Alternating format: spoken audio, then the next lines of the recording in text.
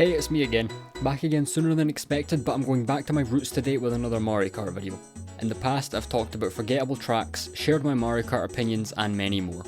But today I'm going to be going over what I believe to be the most underrated track from every Mario Kart game. Remember that this is opinion based and everyone's going to have different thoughts, but I feel like as a whole there's not much room for debate when it comes to underrated tracks. And by the way, retro tracks won't be included in this video in case anyone is wondering. Also shoutouts to Glunk for helping me decide on some of these tracks. Their links down below and they got some cool Mario Kart videos if you want to check them out. Anyway, let's talk about some underrated tracks. Out of all the games, trying to decide on the most underrated SNES track was probably the hardest because I don't really feel like any of them are that underrated. Originally I was going to go with Koopa Beach, but in the end I decided to go with the Ghost Valley, and I'm just going to group them all into one since they're all so similar. Overall, the Ghost Valley tracks are pretty decent, they keep you on your feet as it's easy to fall off, and the atmosphere is cool. It's a nice change since all the tracks are set during the day with the Ghost Valley being set at night. I also wanted to quickly mention the Ghost Valley 2 remake in Wii, as I feel like that's such an underrated retro track. To me, this was such an easy decision as to what to put for Mario Kart 64's most underrated track. Koopa Beach would have been second, but I don't think anything even comes close to Frapp Snowland. Like many of MK64's tracks, this one is incredibly simple. There's not a whole lot going on, but there doesn't really need to be.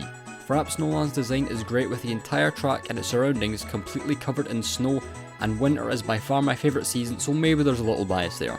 I like Frapp Snowland a lot more than the average person and would absolutely love to see an HD remake whenever the next Mario Kart eventually comes out.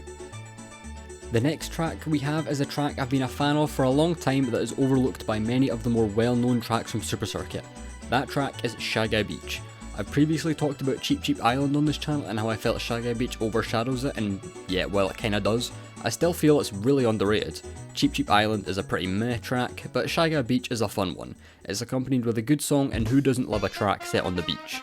One thing I'll give Super Circuit is that the images used for the tracks are a lot cooler than the other Mario Karts, and the one for Shaga Beach goes kinda hard. Mushroom City. This track does not get talked about nearly as much as it should. I really wanted to put Sherbetland on here since the remake in 8 is my favourite retro track in the series, but the original is just okay. But moving over to the track at hand, Mushroom City is such a good track that I barely ever see anyone mention. It's set during the night time, so you already have a cool atmosphere. There's multiple paths you can take, which I like a lot about Mario Kart tracks. You get an option on where you want to go, and the music is great. Overall, Mushroom City is a super underrated track, and I really wish that more people would talk about it. Now, if you've seen one of my previous videos on a certain underrated track, you'll know exactly what this next one is. And yes, I still hold that opinion years later. Not only is it DS's most underrated track, but it's the most underrated track, period. That of course being Shroom Ridge. I could go on and on about how good of a track Shroom Ridge is, and it's easily on my top 10 tracks of all time. But to keep it short, Shroom Ridge takes you around steep cliffs, high mountains, and a short tunnel section with cars to avoid throughout the track. Shroom Ridge gives off this vibe that you're going on some road trip through the mountains, which I like a lot. It's a very relaxing track and doesn't overwhelm you with anything crazy. Just a simple track, and it does its job incredibly well. Moving on to Mario Kart Wii's most underrated track. I was originally going to go with Grumble Volcano, but I completely forgot about the GOAT, DK Snowboard Cross. Mario Kart Wii is by far the most popular game in the series, and basically every Nitro track is loved by fans, but to me, DK Snowboard Cross falls way under the radar. It is completely overshadowed by the likes of Coconut Mall, Maple Treeway, and many more.